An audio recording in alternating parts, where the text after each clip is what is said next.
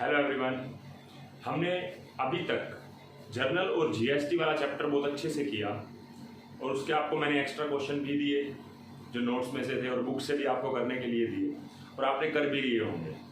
अब हम अपने जो मैंने आपको अकाउंटिंग प्रोसेस बताई थी उसके अभी भी उसी ही स्टेप पे हैं हम, जो स्टेप हमने स्टार्ट किया था। मतलब मैं अगर आपको बोलूँ तो अकाउंटिंग प्रोसेस आपकी कहाँ से स्टार्ट थी।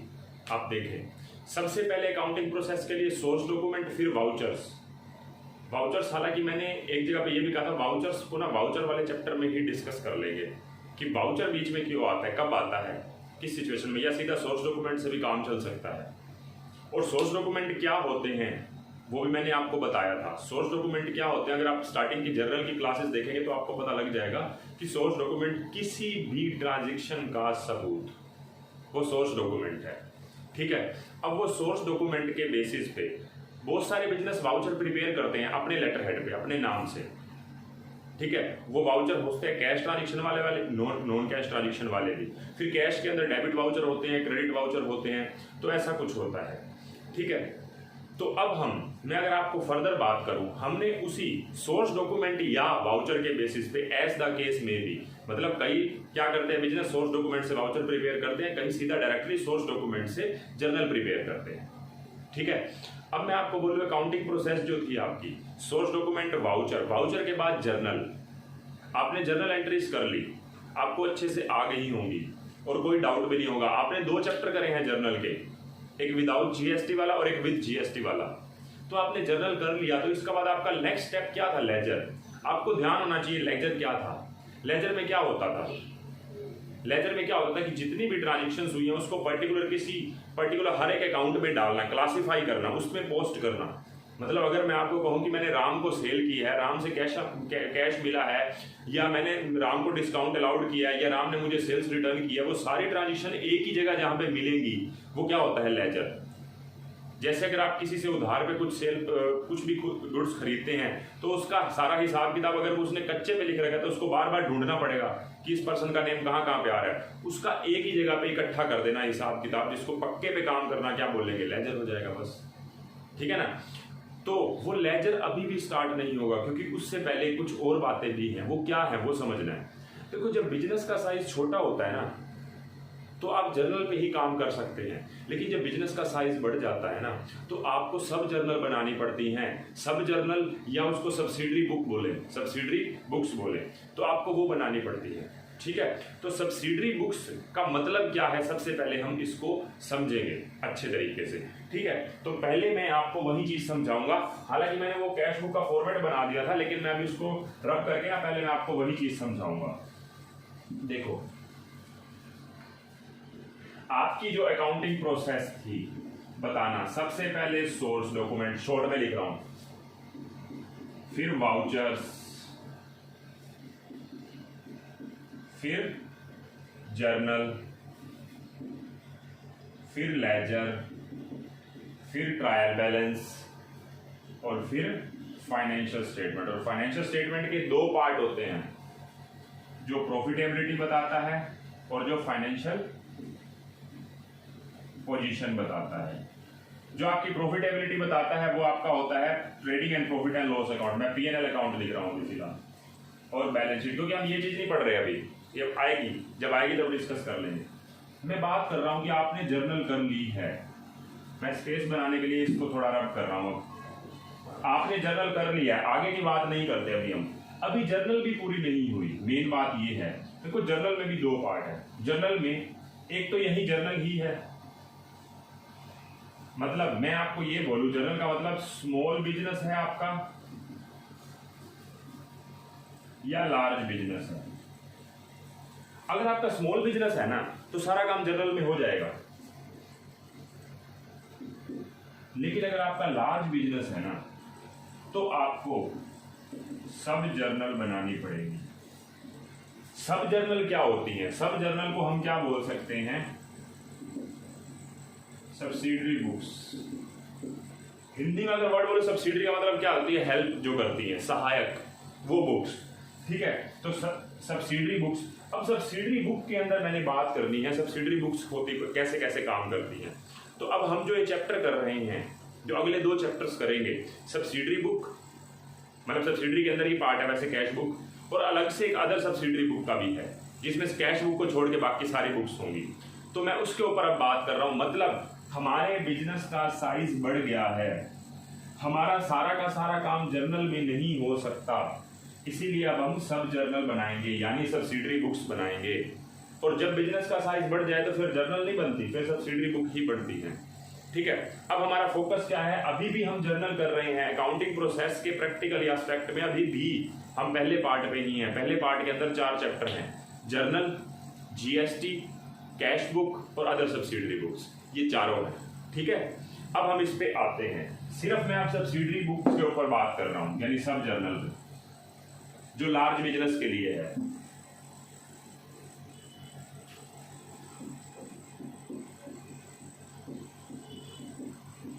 देखो, for cash transaction cash book prepare की जाती है। जितनी भी बिजनेस की कैश ट्रांजैक्शंस है ना, कोई भी जहां पे कैश वर्ड आना है, कैश या बैंक भी, वहां सारी जगह कैश बुक प्रिपेयर होगी। For credit purchase of goods, उसके लिए purchase book. For credit sale of goods, उसके लिए सेल्स बुक।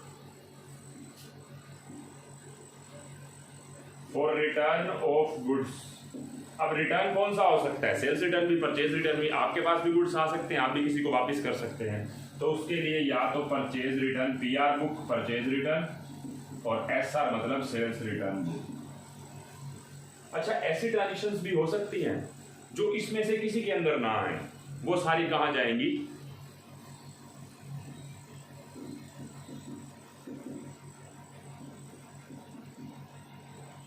जर्नल प्रॉपर के अंदर।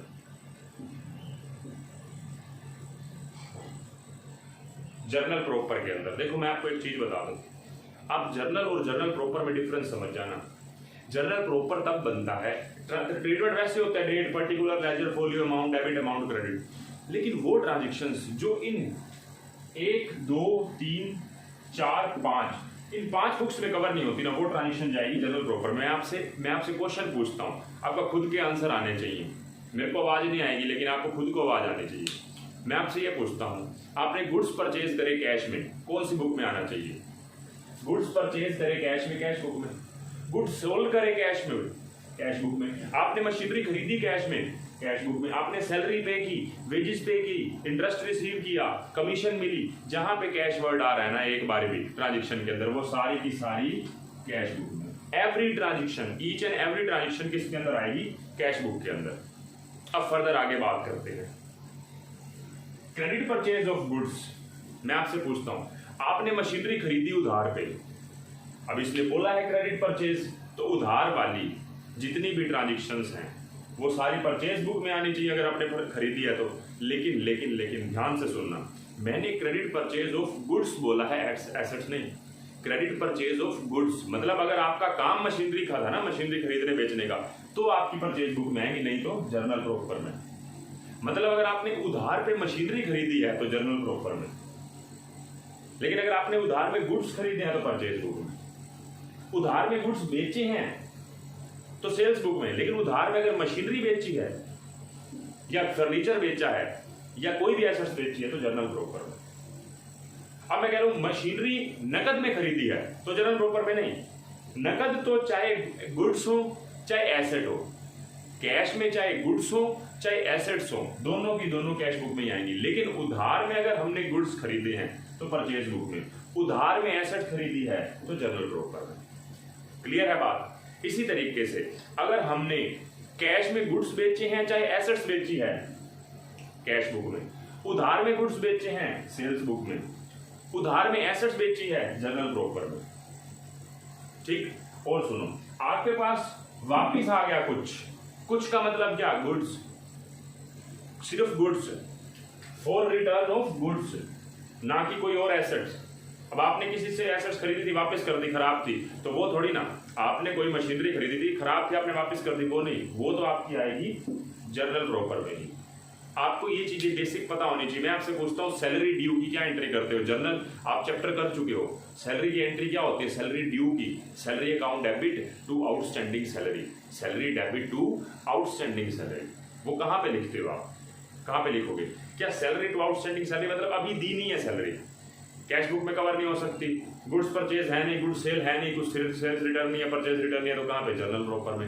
इंटरेस्ट ऑन कैपिटल की entry, interest on capital to capital, journal proper में। डेप्रिसिएशन टू फर्नीचर, डेप्रिसिएशन लगाया हमने फर्नीचर पे, मशीनरी पे, वो कहाँ पे आएगा? जर्नल प्रॉपर में। ठीक है, तो धीरे धीरे सभी बातें क्लियर होंगी। मैंने आपको बेसिक बताया है। बेसिक का मतलब क्या है? जिससे आपको ये सारे के सारे पिक्चर पता लग जाएगी हम पढ़ क्या रहे हैं। फिलहाल हम क्या पढ़ रहे हैं इस चैप्टर में? Cash book. कैश बुक है थोड़ा सा लेंथी, ये इससे तो छोटे हैं ये चैप्टर, बाकी ये एक ही के अंदर कवर हो जाएगा सारा, एक ही चैप्टर के अंदर। और ये कैश बुक एक सिंगल चैप्टर है, सारा का सारा सब्सिडरी बुक ही। तो सब्सिडरी बुक कब बनती है? जब बिजनेस का साइज बढ़ जाए तो जर्नल को हम पार्ट्स में डिवाइड कर देते हैं, फिर भी किसी पार्ट के अंदर कवर ना हो तो बाकी जर्नल प्रॉपर में चले जाओ। जर्नल प्रॉपर वर्ड ही यूज किया जाएगा। ठीक है, तो हम आगे अपना क्वेश्चन करते हैं। देखो, मैं ना आपको जो आपको नोट्स भेजे हुए हैं ना, उसमें क्वेश्चन नंबर फर्स्ट देखो। क्वेश्चन नंबर फर्स्ट के अंदर कह रखा है कि enter the following transaction in a single column cash book. आपको अभी नहीं पता सिंगल कॉलम क्या होता है, वो बात करते हैं हम। लेकिन मैं आपसे एक चीज पूछता हूँ, ये जितनी भी ट्रांजेक्शन्स हैं, अप्रैल है ना, तो अप्रैल की जितनी भी ट्रांजेक्शन्स हैं वो सारी की सारी आपको क्या करनी है? एक बार जर्नल पे करके देखनी है, वीडियो यहीं पे पॉज करके, बिल्कुल यहीं पे पॉज करके आपको सारी की सारी ट्रांजेक्शंस जर्नल में लिखनी है। आपने ये जर्नल करनी नहीं है, मैं आपको जर्नल से कैश बुक बनाना सिखा रहा हूँ। हालांकि आपकी कैश बुक किस बेसिस पे बननी चाहिए? सोर्स डॉक्यूमेंट या वाउचर के बेसिस पे, क्योंकि जर्नल नहीं बना रहे तभी तो कैश बुक बना रहे हैं। कैश बुक कब बना रहे हैं? जब बिजनेस का साइज बढ़ गया। अगर बिजनेस का साइज छोटा होता तो जर्नल ही तो बना लेते। अब जर्नल बना के कैश बुक क्यों बनाओगे? पागल थोड़ी ना होगा कोई। तो वैसे मैं आपको सिर्फ समझाने के लिए, आपको पिछला रिमाइंड करवाने के लिए कि क्या फ़र्क है जर्नल से कैश बुक पे जाने में।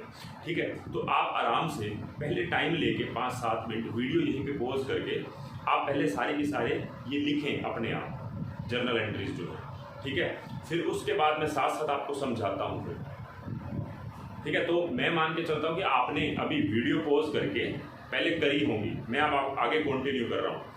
देखो, अप्रैल 1 2019 को commenced business with cash, business start किया पैसा लगा के। ठीक है, आप एक बात को समझें, बिजनेस स्टार्ट किया, आप एंट्री क्या बोलेंगे? Cash account debit to capital. इसी तरीके से bought goods for cash, purchase account debit to cash. Match कर लो आप, जो आपने नोट किया है ना वीडियो पॉज करके, उसको मैच कर लो एक बार। Sold goods for cash, cash account debit to sales. Goods purchase from Ramesh on credit, Ramesh purchase account debit to Ramesh. Paid to Ramesh, Ramesh account debit to cash, और कैश सेल्स के लिए cash account debit to sales. Purchase furniture for cash, furniture account debit to cash, और paid rent, rent account debit to cash. Paid salary, salary account debit to cash. Received commission, cash account debit to commission, और withdrew for personal expenses, drawing account debit to cash, और paid wages, wages account debit to cash. ठीक है, तो अब मेरी बात को समझो, आपने ये सारी की सारी एंट्रीज एक बारी नोट करी होंगी जर्नल पे, रफ पे एक बारी पीछे करना। अब मैं आपको ना सबसे पहले फॉर्मेट बता दूं कैश बुक का। कैश बुक का फॉर्मेट कैसे है? सबसे पहले डेट, जो भी डेट है जिस दिन ट्रांजेक्शन हुई, पर्टिकुलर्स में लिखेंगे, अभी मैं बताऊंगा।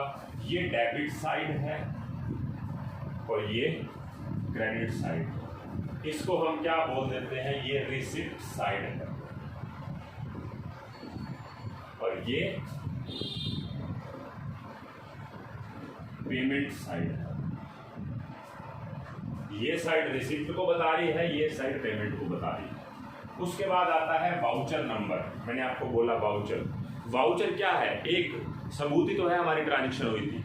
लेकिन वैसे तो वो सोर्स डॉक्यूमेंट भी था, लेकिन सोर्स डॉक्यूमेंट के बेसिस पे पहले बिजनेस क्या करता है, अपने लेटर हेड पे अपने नाम से वाउचर प्रिपेयर कर लेता है सामने वाले को बिल को देखते हुए, ताकि हम अकाउंटेंट को वो पकड़ा दे कि वाउचर्स वो अपने आप ही ट्रांजेक्शंस करता रहेगा। ठीक है, अब आगे बात करते हैं। तो वाउचर नंबर, लेजर फोलियो क्या होता है, मतलब जो ये एंट्री की जाएगी अभी कैश बुक के अंदर, उसका लेजर में कौन से पेज नंबर पे पोस्टिंग होगी वो पेज नंबर लिखना। ये मैं आपको पहले जर्नल में ही बता चुका हूँ कि जब आप कोई एंट्री करते हैं ना, तो लेजर फोलियो का मतलब क्या है कि ये एंट्री जो यहाँ पे हुई है इसको पोस्ट जब करेंगे लेजर में डालेंगे, तो उस लेजर का पेज नंबर क्या होगा जिससे हमारे को इसको आसानी से हम ढूंढ सकते हैं। ठीक है, आसानी से ढूंढा जा सकता है।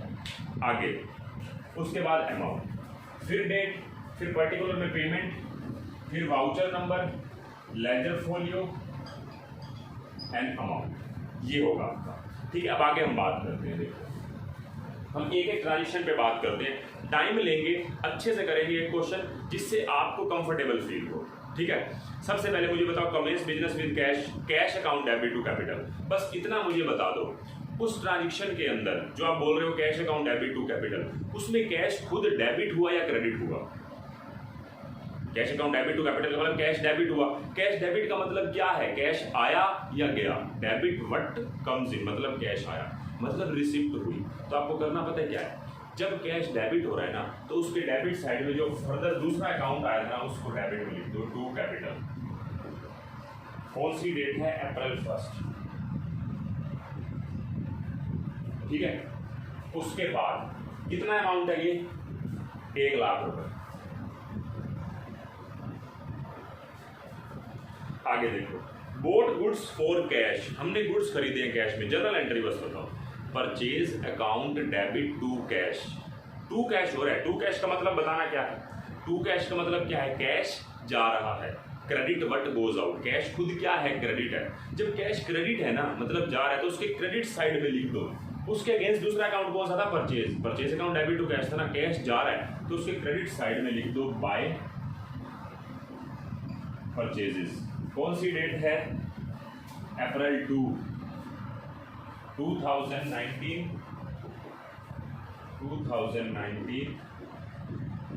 अप्रैल 2। क्योंकि कैश खुद जा रहा है, कितने रुपए जा रहा है, 25,000 रुपए। Next, sold goods for cash, हमने गुड्स बेचे कैश में, जनरल एंट्री क्या होगी, जब अगर हमने गुड्स बेचे कैश में तो जनरल एंट्री होगी cash account debit to sales. Cash आया, कैश आया, ठीक है, cash account debit to sales, cash आया, तो उसके डेबिट साइड में क्या आ जाएगा, टू सेल्स। कैश खुद आया है ना, तो टू सेल्स। कितने रुपए, 20,000। अप्रैल 5।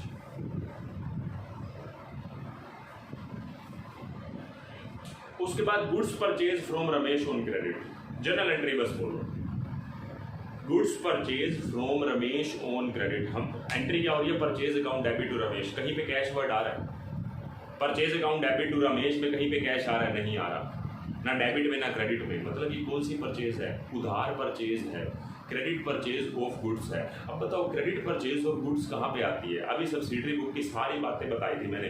क्रेडिट परचेज ऑफ गुड्स जाती है परचेज बुक के अंदर। क्या आप परचेज बुक बना रहे हो, यहाँ पे आप तो कैश बुक बना रहे हो, परचेज बुक तो मैंने अभी सिखाई ही नहीं आपको बनानी, तो उसके ऊपर तो बात ही नहीं करेंगे। ठीक है, तो इसीलिए ये एंट्री यहाँ पे नहीं आएगी, purchase account debit to Ramesh, यहाँ पे एंट्री कवर नहीं होगी। अगली entry, paid to Ramesh, April 13 को 35,000 रुपये हमने रमेश को पे किए, जनरल एंट्री बस बोलो, Ramesh debit to cash, cash जा रहा है तो क्रेडिट साइड में बाय रमेश, अप्रैल 13 को 35,000 रुपये।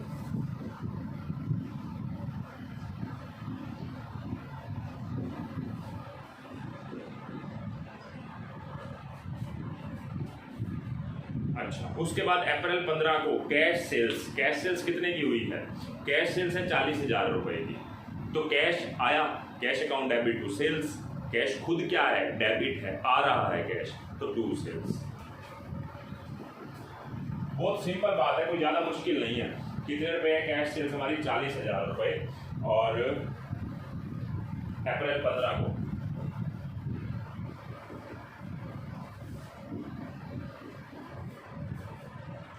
उसके बाद purchase furniture for cash, general entry क्या होती है फर्नीचर परचेज करने की, furniture account debit to cash, cash जा रहा है तो उसके क्रेडिट साइड में बाय फर्नीचर, कितने रुपए का है, अप्रैल 18 को 30,000 रुपये का।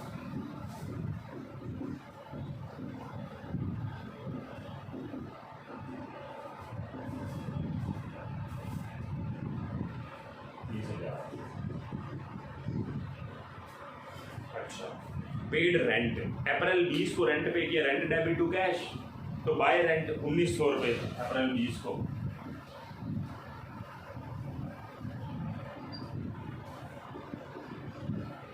सिंपल बात थी, कोई ज़्यादा मुश्किल नहीं। उसके बाद पेड सैलरी 2000 रुपये अप्रैल 24 को, बाय सैलरी,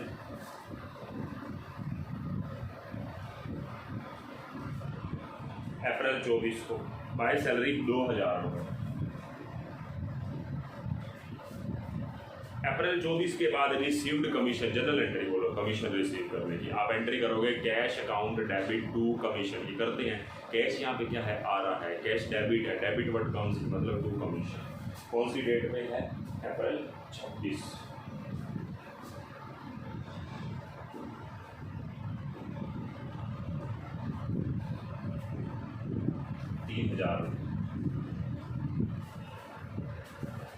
उसके बाद विड्रू फॉर पर्सनल एक्सपेंसेस अप्रैल 28 को 5,000 रुपये, 5,000 रुपये अपने पर्सनल पर्पस के लिए पैसा निकाला है अप्रैल 28 को।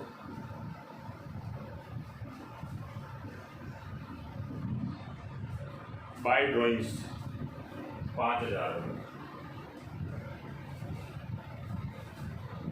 और पेड वेजेस अप्रैल 30 को, वेजेस डेबिट टू कैश, जहां पे पैसा जा रहा है कितने रुपए है, 4500 रुपये।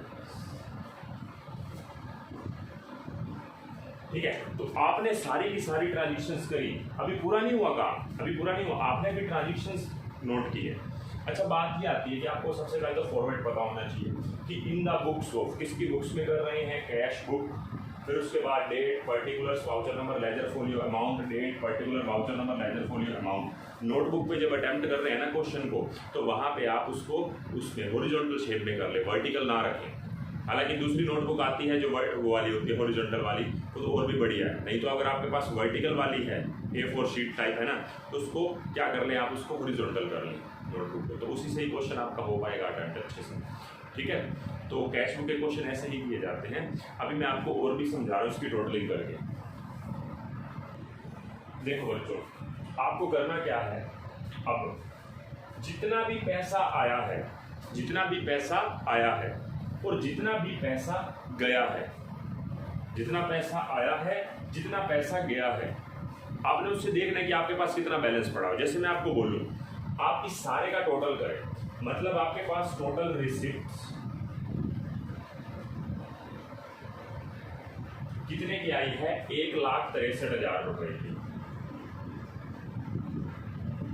एक बात और बता दूं, जब आप क्वेश्चन कर रहे हैं ना कैश बुक का, आपको फॉर्मेट को बहुत अच्छे से फॉलो करना है। देखो मैं आपको बताता हूं, जैसे आप टोटल पेमेंट यहां पे लिख रहे हैं एक बार,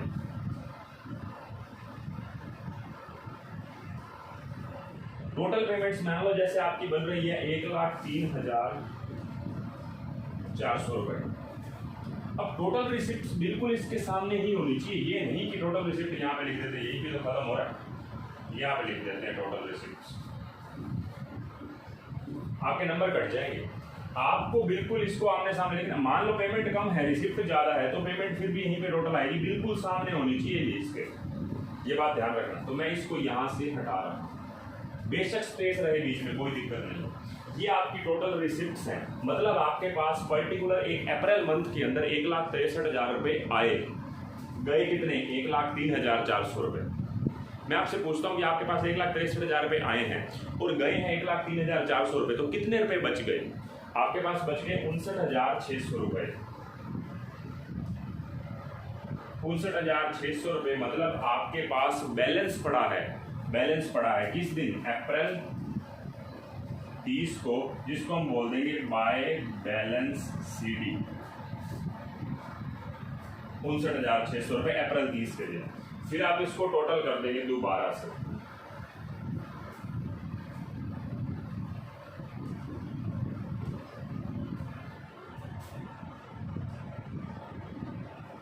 मतलब एक बार आप ऐसे लिखेंगे, डबल लाइन मत लगाना। यहाँ पे मैं फॉर्मेट में सारी बता रहा हूँ, कमियां रह जाती हैं। ये लाइन यहाँ पे नहीं लगानी, ना ही यहाँ पे। आपने इसको मैच करना है। इधर रिसिप्ट ज्यादा है, पेमेंट कम है, तो बाकी बैलेंस यहाँ पे आ जाएगा। ये 59,600 रुपये मेरे पास अप्रैल 30 के दिन बचे पड़े हैं। ये अब मई के फर्स्ट दिन जो बैलेंस होगा उसमें सबसे पहले ये काउंट होगा, उसके बाद ट्रांजेक्शन होंगी। यहाँ पे ऐसा क्यों नहीं हुआ? क्योंकि यहाँ पे तो बिजनेस स्टार्ट किया था।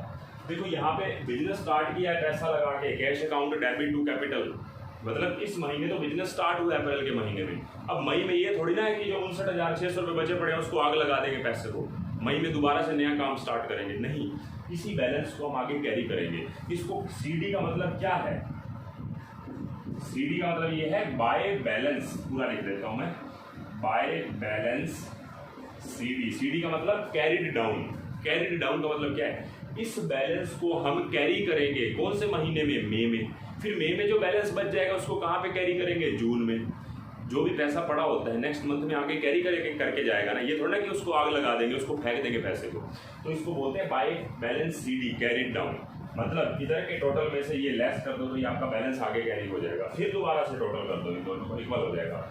ये अप्रैल 30 का आपका बैलेंस है, जो मई 1 का ओपनिंग बैलेंस बनेगा। जो अप्रैल 30 का क्लोजिंग कैश बैलेंस है वही मई 1 का ओपनिंग बैलेंस ही तो बनेगा अगले महीने की कैश बुक के लिए। हर महीने की बनती है ना, तो आप इसको मई 1 को क्या बोल सकते हैं? To balance BD. बीडी का मतलब अब क्या है? ये लेके जाना, कैरी करना, कैरिड डाउन, ये क्या है? Broad down. अगर मैं यहां से खड़ा होकर बोल रहा हूं, जब मेरा ओपनिंग बैलेंस है, मैं ब्रोड मतलब लेके आना। जब मैं यहां से इधर बैलेंस पे जा रहा हूं तो मैं इसको क्या करूंगा? कैरी करके जाना। समझ रहे हो बात को? जो यहां पे मान लो 2 पर्सन है, अप्रैल है और एक मई है। अप्रैल अपने बैलेंस को कहां लेके जा रहा है? मई में लेके जा रहा है, कैरी करके जा रहा है। और जो मई है उसको लेके आ रहा है कहां से? ब्रोड। ब्रोड का मतलब लाना, कहां से? अप्रैल से। तो ब्रोड डाउन। ओपनिंग बैलेंस को हमेशा बीडी बोला जाता है, ब्रोड डाउन, और क्लोजिंग बैलेंस को हमेशा सीडी बोला जाता है, कैरिड डाउन। बस ये आपका क्वेश्चन था, आपको अच्छे से समझ आ गया होना चाहिए, कोई डाउट नहीं होना चाहिए। अगर मैं इसी फॉर्मेट पे थोड़े से चेंज की बात करूं ताकि कुछ क्वेश्चंस आप खुद कर सको, मैं सिर्फ नोट कर दूंगा ना फिर उसको बैकग्राउंड में। मैं अभी आपको सिर्फ सिंगल कॉलम कैश बुक करवा रहा हूँ, और सिंगल कॉलम कैश बुक के आपकी बुक में 4 या 5 क्वेश्चन है, मैं आपको एग्जैक्टली अभी बता दूंगा। लेकिन मुझे एक बात बताएं, मान लेते हैं नया बिजनेस स्टार्ट ना होता, मान लेते हैं नया बिजनेस स्टार्ट ना होता। देखो यहाँ पे कमेंस्ड वर्ड था, बिजनेस स्टार्ट किया था। मान लो बिजनेस स्टार्ट ना होता, पहले से पिछले महीने का, मार्च महीने का बैलेंस चल के अप्रैल में आता। जैसे अप्रैल का बैलेंस मई में गया, इन्होंने क्या वर्ड यूज किया है? अगले महीने की कैश बुक के लिए, अगले महीने की कैश बुक के लिए क्या वर्ड यूज होगा? To balance BD. वैसे ही अप्रैल के बैलेंस के लिए मार्च से जो चल गया उसको क्या बोल दूंगा? टू बैलेंस बीडी, 1 लाख रुपए। ये मैंने चेंज किया, ये क्वेश्चन में नहीं था, ताकि मैं आपको ये चाहता हूं कि आप खुद ट्राई करें। अगले क्वेश्चन को मैं कैसे करके ना दिखाऊं पूरा का पूरा। हालांकि यहाँ पे टू बैलेंस बीडी नहीं आना, यहाँ पे टू कैपिटल ही आना है इस क्वेश्चन में। तो ठीक है, तो हो सकता है ना कि आपने नया बिजनेस स्टार्ट ना किया हो, पिछला बैलेंस चल के आ रहा हो, तो वहां पे होता हो तो टू कैपिटल ही आएगा अभी इस क्वेश्चन में। तो ठीक है, तो आपको ये बात समझ आ गई होनी चाहिए। आपको एंट्री करनी आ गई ना, सीधी सी बात है। जहां कैश क्रेडिट है तो उसके क्रेडिट साइड में अपोजिट नेम लिख देना, जो भी एंट्री के अंदर आता था। अगर कैश डेबिट है तो उसके डेबिट साइड में वो बैलेंस लिख देना जो खुद क्रेडिट हुआ। मतलब मैं बोलूँ cash account debit to sales, तो कैश तो डेबिट हुआ, लेकिन कौन सा अकाउंट क्रेडिट हुआ? सेल्स। तो कैश के डेबिट साइड में to sales, cash to capital तो टू कैपिटल। ठीक है, आपको इतना पता होना चाहिए। आप इस पे टाइम लो, अच्छे से करो। मैं आपको थोड़े से चेंजेस बता देता हूँ, स्लाइड चेंजेस जो हैं। जैसे मैं आपको कहता हूँ, मेरे जो नोट्स दे रखे हैं उसमें सेकंड क्वेश्चन को देखो। अब ये कह रहा है बैलेंस कैश इन हैंड कितना पड़ा हुआ है? 1,41,000। कहाँ लिखोगे? To balance BD. अब कोई बिजनेस स्टार्ट थोड़ी ना किया है, टू बैलेंस बीडी कहाँ से चल के आया होगा? अगर ये मई 1 है तो अप्रैल से चल के आया होगा। अगर आप क्वेश्चन देखें तो ना, मई की कैश बुक बनानी है आपको, तो मतलब वो बैलेंस कहाँ से चल के होगा? अप्रैल से। अप्रैल का क्लोजिंग बैलेंस 1,41,000 था, जो मई का ओपनिंग बैलेंस बना। ठीक है, तो यहाँ पे क्या वर्ड लिखा जाएगा? To balance BD. आप तो एक काम करो, पहले इस क्वेश्चन को उतार लो ताकि मैं इसमें कुछ चेंजेस कर सकूँ। आप इसको नोट कर लो, करना है तो कर लो, आप टाइम लेंगे। ठीक है, आपने वीडियो पॉज करके नोट कर लिया होगा, ये मेरी अजम्पशन है। मैं आपको सिर्फ अब इसके बारे में, चेंजेस के बारे में बता रहा हूँ। जैसे देखो, balance of cash in hand क्या आएगा, to balance sheet. Goods purchase, एक बात आप ध्यान रखना, गुड्स परचेज करें, ये नहीं पता उधार है या कैश है, सिर्फ ये बोल दे गुड्स परचेज तो हम कैश ही मानेंगे। तो मैं क्या लिख दूंगा, आप बोलो जर्नल एंट्री क्या होती है गुड्स परचेज की, अगर कैश में है तो purchase account debit to cash. Cash क्या हो रहा है, क्रेडिट हो रहा है, तो कैश के क्रेडिट साइड में बाय परचेज। ठीक है, कैश गया मतलब सीधी सी बात है, जहाँ पे कैश जा रहा है क्रेडिट में, जहाँ पे आ रहा है डेबिट में। इसी तरीके से गुड्स परचेज फ्रॉम शिव, आपने शिव से गुड्स परचेज करे, जनरल एंट्री क्या होगी, purchase account debit to Shiv. तो शिव क्या है वहाँ पे, क्रेडिट है, तो उसके क्रेडिट साइड में बाय परचेजेस। होगा ऐसे? नहीं होगा, क्योंकि आप यहाँ पे कैश बुक बना रहे हैं और आपने उधार परचेज किया है। Purchase account debit to Shiv, क्या है आपकी कैश परचेज है, तो आप इसको कहाँ पे लिखेंगे, परचेज बुक। परचेज बुक अभी आपने मेरे से नहीं समझी, ठीक है, तो ये एंट्री यहाँ पे नहीं होगी। फिर हमने गुड्स परचेज करे हैं गंगा से, लेकिन कैश में, तो purchase account debit to cash मतलब बाय परचेजेस। तो देखना, तीन बातें हो सकती है, नेम ना दे रखा हो तो कैश परचेज मानेंगे, नेम दे रखा हो साथ में कैश दे रखा हो तो कैश को प्रेफर करेंगे, और सिर्फ नेम दे रखा हो तो उधार परचेज है। उधार परचेज कहाँ पे जाएगी, परचेज बुक में, और कुछ भी ना बोल रखा हो तो कैश परचेज मान के कैश बुक में, और स्पेशली कैश बोल रखा है तब भी कैश बुक में। गुड्स सोल्ड, गुड्स हमने बेचे हैं तो क्या मान के चलोगे, कैश में है तो cash account debit to sales, cash debit है उसके डेबिट में टू सेल्स। ठीक है, लोन गिवन टू रामदास, हमने रामदास को लोन दिया। बात सीधी एक फाइनल बात ये करते हैं, आपने जब रामदास को कैश दिया, लोन दिया मतलब, तो आपकी जेब से कैश गया, आपकी जेब से तो कैश गया ना, आप लिख सकते हो रामदास लोन या सिर्फ लोन भी, वैसे रामदास लिख दो ज़्यादा बेटर है, रामदास डेबिट टू कैश। आपने उसको लोन दिया, आपकी जेब से तो पैसा गया है ना, आपको यहाँ पे ये नहीं देखना कि फायदा नुकसान, मुझे इससे मतलब नहीं है, मुझे रिसिप्ट और पेमेंट से मतलब है। रामदास को लोन देने से मेरा कैश गया है, मेरा कैश गया है तो इसी साइड ही पेमेंट इसी साइड होती है, बाय रामदास या बाय रामदास लोन। ठीक है, उसके बाद cash sales of 12,500 on May 19 of which bank 10,000। आपकी May 19 को कितने रुपए की सेल्स हुई थी, 12,500 रुपए की, 12,500 रुपए की। वो कह रहे हैं जो May 19 की 12,500 की सेल हुई थी ना, उसमें से हमने May 21 को 10,000 में बैंक में जमा करवा दिया। बैंक में जमा करवाने की जर्नल एंट्री बोलना करके आए हो जर्नल वाले चैप्टर में। बैंक में पैसा डिपॉजिट करवाने की जर्नल एंट्री क्या होती है, bank account debit to cash. आप कैश बुक बना रहे हैं, आपका कैश क्रेडिट हो रहा है तो उसके क्रेडिट साइड में बाय बैंक, क्रेडिट साइड में बाय बैंक, क्योंकि आपका तो कैश जा रहा है ना, आपने पेमेंट की है तो बाय बैंक। बस कितने रुपए, 10,000 रुपये। ठीक है, उसके बाद गुड्स सोल्ड टू सरस्वती, आपने सरस्वती को गुड्स बेचे हैं, कुछ नहीं बता रखा तो हम क्या मान के चलेंगे, उधार है, उधार है। ठीक है, तो इसकी एंट्री यहाँ पे नहीं होगी, ये कहाँ पे होगी, सेल्स बुक के अंदर। डिपॉजिट इनटू बैंक, बस आपको जनरल एंट्री आती होनी चाहिए, कोई दिक्कत नहीं है। मैं कहता हूँ गुड्स डिपॉजिट करवाए बैंक के अंदर, क्या एंट्री करोगे, bank account debit to cash.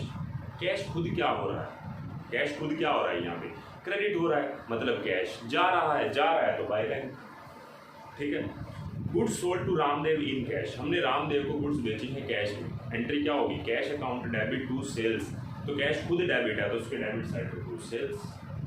ठीक है, पेड टू शिव को पे की 19,500 और डिस्काउंट रिसीव्ड हुई है 500 रुपये। इस एंट्री को मैं करके दिखा देता हूँ। मैंने अब क्योंकि मैं मान के चलता हूँ आपने क्वेश्चन नोट कर लिया होगा, मैं इसमें थोड़ी सी अल्ट्रेशन करता रहूँगा अपनी मर्जी से, जैसे मैं आपको बोलूँगा।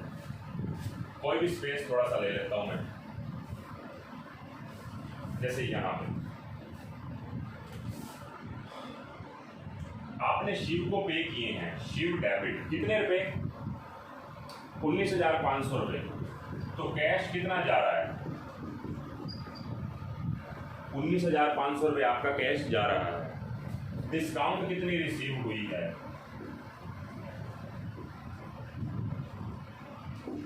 500 रुपये, मतलब शिव को देने कितने, 20,000 रुपये। मैंने आपसे ना, ये इंपॉर्टेंट एंट्री है बहुत, मुझे एक बात बताएं, शिव डेबिट टू कैश कितना हो रहा है, दो एंट्री बनाओ इसकी, दो एंट्री, पता है क्यों, क्योंकि आपको कैश बुक के अंदर सिर्फ कैश वाले ट्रांजेक्शन करनी है। मैं इसको दो पार्ट में डिवाइड करूँगा। शिव डेबिट टू कैश 19,500 रुपये और Shiv debit to discount received 500। इस शिव डेबिट टू कैश को आप कहां पे करेंगे? शिव डेबिट टू कैश को आप करेंगे, कैश जा रहा है तो बाय शिव 19,500 पहली एंट्री। क्योंकि ये कौन सी है, मुझे सिर्फ इतना बताओ, शिव डेबिट टू कैश कौन सी ट्रांजेक्शन है? Cash transaction. तो ये कहां पे चली जाएगी? कैश बुक में by Shiv 19,500। Shiv debit to discount received, Shiv debit to discount received, तो मुझे ये बताओ ये कहां पे आनी चाहिए? डिस्काउंट रिसीव्ड होना सब्सिडरी बुक के अंदर कौन सी बुक में आना चाहिए? क्या आपकी कैश बुक में आनी चाहिए? कैश ट्रांजेक्शन है, शिव टू डिस्काउंट रिसीव्ड नहीं। क्या क्रेडिट परचेज ऑफ गुड्स है? नहीं। क्या क्रेडिट सेल्स ऑफ गुड्स है? नहीं। क्या रिटर्न ऑफ गुड्स है, सेल्स रिटर्न या परचेज रिटर्न? नहीं। तो ये Shiv debit to discount received कहाँ पे आएगी? जनरल प्रॉपर के अंदर। आपको क्वेश्चन में कह रखा है चाहे नहीं कह रखा, देखो जैसे इस क्वेश्चन के अंदर आपको कह रखा है कि सिंगल कॉलम कैश बुक बनाओ, तो वो ट्रांजेक्शन जो आपकी कैश बुक में कवर नहीं हो रही आप उसको जनरल में डाल दो अलग से। हालांकि ये कहाँ पे आएगी? जनरल प्रॉपर में। आप बुक में देखेंगे ना आपके, तो आपके सॉल्यूशंस में कर रखी है ऐसे एंट्रीज अलग से कर रखी है। जो एंट्री आपकी कैश बुक में कवर नहीं होती, तो मैंने इसी एंट्री को दो पार्ट में डिवाइड किया है। शिव टू कैश एक अलग entry, Shiv to discount received एक अलग एंट्री। ये आपकी जनरल में चली जाएगी और ये आपकी कैश बुक में। ये जनरल मतलब जनरल प्रॉपर में, ठीक है। उसके बाद received from Saraswati and discount allowed, मैं इसी को फिर कर देता हूँ। आपको सरस्वती से 17,500 रुपये मिले हैं और डिस्काउंट अलाउड हुई है 500 रुपये की। तो कैश अकाउंट डेबिट 17,500 रुपये, डिस्काउंट अलाउड डेबिट 500 रुपये टू सरस्वती 8,000। दो एंट्री इसकी बनाओ, क्या क्या बनेगी? Cash account debit to Saraswati 17,500 एक ट्रांजेक्शन हो गई और discount allowed debit to Saraswati 500 रुपये, ये दूसरी ट्रांजेक्शन हो गई। तो cash account debit to Saraswati 17,500 ये कहाँ पे आ जाएगी? कैश डेबिट हो रहा है तो इसके डेबिट साइड में यहाँ पे टू सरस्वती 17,500 से, और discount allowed debit to Saraswati 500 रुपये। अब देखो discount allowed debit to Saraswati जो है कि कहाँ पे जानी चाहिए? ना परचेज बुक कवर कर रही है, ना सेल्स बुक, ना परचेज रिटर्न, ना सेल्स रिटर्न या कैश बुक। कहाँ पे जाएगी? जनरल प्रॉपर में। तो दो एंट्री आपको करनी पड़ेगी। ये कहाँ पे आएगी? कैश बुक के डेबिट साइड में टू सरस्वती, और ये आएगी discount allowed to Saraswati general proper. Entry करनी पड़ेगी प्रॉपरली जैसे करते हैं, ठीक है। उसके बाद issued a cheque to creditor, आपने एक क्रेडिटर को चेक इशू कर दिया। मुझे सिर्फ इतना बता दो, जब आपने किसी क्रेडिटर को चेक इशू किया तो जनरल एंट्री क्या करते हो? क्रेडिटर अकाउंट डेबिट, रिसीवर है टू, चेक कहाँ से इशू होता है? बैंक के थ्रू, तो to bank. Creditors account debit to bank, इस एंट्री के अंदर कहीं पे भी कैश वर्ड आ रहा है? कहीं पे भी कैश वर्ड आ रहा है? नहीं। तो इस cash book single column cash book के अंदर ये एंट्री कवर नहीं होगी। तो आपको क्या करना है? Creditors account debit to bank को कहीं पे भी अभी नहीं लिखना। आएगी कैश बुक में लेकिन डबल कॉलम में, डबल कॉलम में बैंक कॉलम भी आ जाता है, ठीक है। तो creditor account debit to bank आपकी इस कैश बुक के अंदर सिंगल कॉलम कैश बुक के अंदर कवर नहीं हो सकती, क्योंकि creditor account debit to bank में कहीं पे भी कैश वर्ड नहीं आ रहा, ठीक है। उसके बाद paid salary to office clerk, salary account debit to cash तो by salary, paid office rent by rent, withdrew cash from bank, हमने कैश निकाला बैंक से, एंट्री मतलब ऑफिस यूज के लिए, cash account debit to bank, cash आया business के पास, रिसिप्ट हुई कैश तो to bank, cash account debit to bank.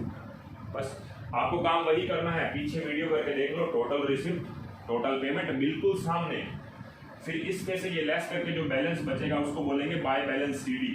अब क्या है? मई 31, क्योंकि मई आखिरी दिन देखते हैं महीने का, तो मई 31, यही अगले महीने जून 1 का क्या बन जाएगा?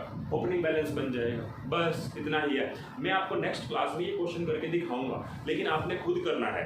आपने को मैं काम दे देता हूँ, आपका काम है 1 2 3, आपको इस नोट्स के पहले 3 क्वेश्चंस आपने करने हैं, ठीक ठीक है, तो ये आपका होमवर्क है। पहले 3 क्वेश्चन अच्छे से किए होने चाहिए। थर्ड क्वेश्चन भी मैं आपको करवाऊंगा, सेकंड बोर्ड पे कर दूंगा डायरेक्टली बैकग्राउंड में, और थर्ड क्वेश्चन के ऊपर मैं फिर से प्रैक्टिस करवाऊंगा। ठीक है, तो इस क्लास में इतना ही रखते हैं। बहुत अच्छे से मैंने आपको समझाया है और बहुत अच्छे से ही आपको क्वेश्चंस करने हैं। ठीक है, ये तीनों क्वेश्चन अगर आपके यहाँ से हो जाते हैं तो आपकी बुक में से भी 5 क्वेश्चंस बन रहे हैं DK गोयल की बुक में से, इलस, और उसी में से ही प्रैक्टिकल भी। ठीक है, तो आपके पास काम बहुत है।